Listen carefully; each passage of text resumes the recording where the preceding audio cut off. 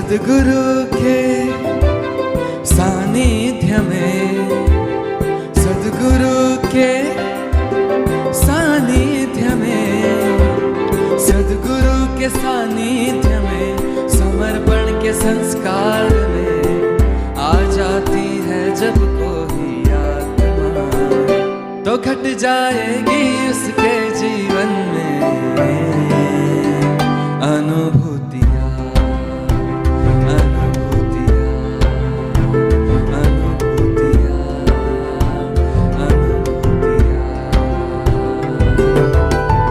आओ हम सब मिलकर बाटे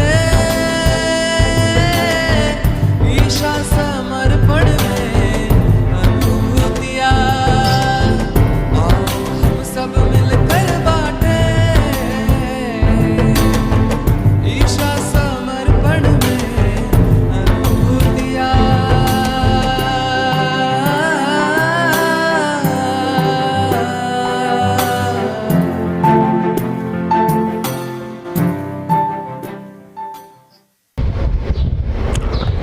जय हवा स्वामी। मेरा नाम कीर्ति है और मैं अहमदाबाद से हूँ। मुझे समर्पण में जुड़े 2 साल होने आ रहे हैं और शिरडी महाशिविर से जुड़ी थी। अनुभूतियाँ तो बहुत है छोटी छोटी, पर शेयर करने की प्रेरणा इस अनुष्ठान से मिली है। हमारे घर के बाहर कॉमन प्लॉट है, वहाँ वीडियो शिविर हुआ था, तो उस शिविर अटेंड हुआ। शिविर में जब प्रवचन चलता था तो स्वामी जी का एक एक वर्ड ऐसा होता था मानो मेरे लिए ही बोला गया हो। उसके बाद में फिर जब आज्ञा चक्र के दिन स्वामी जी हमसे कहते हैं कि गुरु दक्षिणा देनी होती है, तो उस टाइम स्वामी जी बोलते हैं कि आपका सारा पास्ट, सारा भूतकाल, सारा खराब घटनाएं आप हमको समर्पित कर दो। तो वो चीज़ बहुत अटैच कर गई मुझे। उसके बाद से तो सब चीज़ घटित होने लग गई। फिर शिरडी का जब शिविर अटेंड हुआ तो उसमें बहुत नई नई अनुभूतियाँ होती थी। कभी कभी ऐसा लगता था कि स्वामी जी स्टेज पे दिख ही नहीं रहे हैं। कभी जैसे पानी का बोलते हैं कि पानी के वाइब्रेशंस और होते हैं, वो सब भी देखने को मिला लाइव शिरडी में। उसके बाद में फिर नेपाल के शिविर अटेंड किए। नेपाल में ऐसा हुआ कि स्वामी जी ने जब एक दिन बोला कि पशुपतिनाथ महादेव की अनुभूति कराएंगे, तो प्रवचन के बाद में जब अनुभूति का होने वाला था तब मैंने आंखें बंद करी और गुरुदेव से प्रार्थना करी कि बाबा मेरे लिए तो अब आप ही महादेव हैं, आप ही कृष्ण हैं, आप ही जो बोलो वो मेरे लिए तो आप ही सब कुछ है। तो ऐसे आंखें बंद कर दी। धीरे धीरे स्टेज के सामने एक बहुत बड़ी महादेव की आकृति दिखने लग गई। जैसे एक हाथ में त्रिशूल दिख रहा था, एक हाथ में डमरू, ऐसे बहुत बड़ी महादेव की आकृति दिखने लग गई। पर ये सब कुछ ही क्षण के लिए था।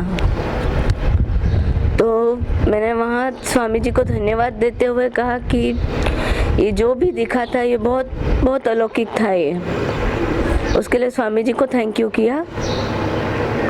फिर उसके दूसरे दिन जैसे मुझे विचार बहुत आते हैं, तो मेरे हस्बैंड ने कहा कि अपन स्वामी जी में वो आत्मा देखने की, वो प्रकाश देखने का, जिससे हमारे विचार बंद हो जाते हैं।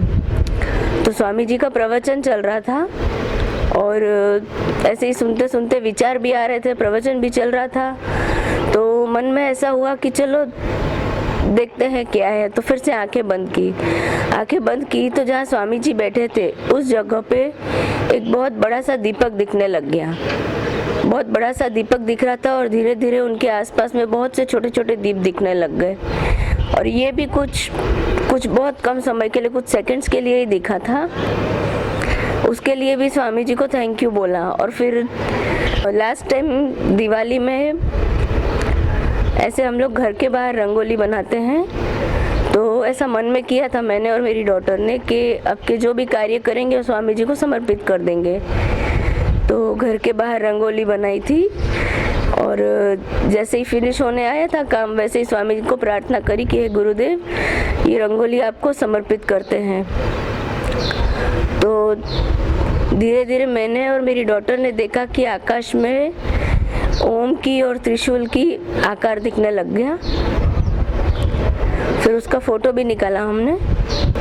ये अनुष्ठान का टाइम नज़दीक आ रहा था, तो मेरे हस्बैंड ने कहा कि तुम भी फॉर्म भर दो, तो मैंने भी फॉर्म भर दिया। फॉर्म भरा, उसके बाद से ध्यान में बैठती थी तो कुछ अलग ही फील होता था, चैतन्य कुछ डिफरेंट फील होता था। तो वैसा फील होता था तो ऐसा लगता था कि क्या करेंगे, स्वामी जी बुलाने वाले हैं क्या। तो बस ऐसा चलता रहता था। और ऐसे ही चलते चलते एक संडे को या नवसारी से कॉल आया गुरु कार्य के लिए, और तुरंत हाँ बोल दिया। हमने लास्ट ईयर 2019 में अजमेर में गुरु दीक्षा ली। तो जो गुरु दीक्षा की विधि चल रही थी, उसके पहले गुरुदेव से प्रार्थना करी थी कि हे गुरुदेव, मुझे कुछ इसकी विधि का पता नहीं है, क्या होता है क्या नहीं, कुछ मालूम नहीं है, जो भी हो आपकी इच्छा से हो। तो जब ये विधि चालू हो रही थी वहाँ गुरु दीक्षा की, तो ऑटोमेटिक आंखें बंद हो गई। आंखें बंद हो गई और सहस्त्रार पे बहुत तेज स्पंदन आने लग गए। उसके बाद में जब पूजा स्टार्ट करी, क्या हुआ क्या नहीं कुछ मालूम नहीं था। सिर्फ सर पे तेज स्पंदन आ रहे थे, आंखों में से इतना पानी निकल रहा था, और कोई गुरु आवन बोल नहीं पाई, कोई मंत्र बोल नहीं पाई। बस शुरू से लेके एंड तक के यही क्रम चलता रहा।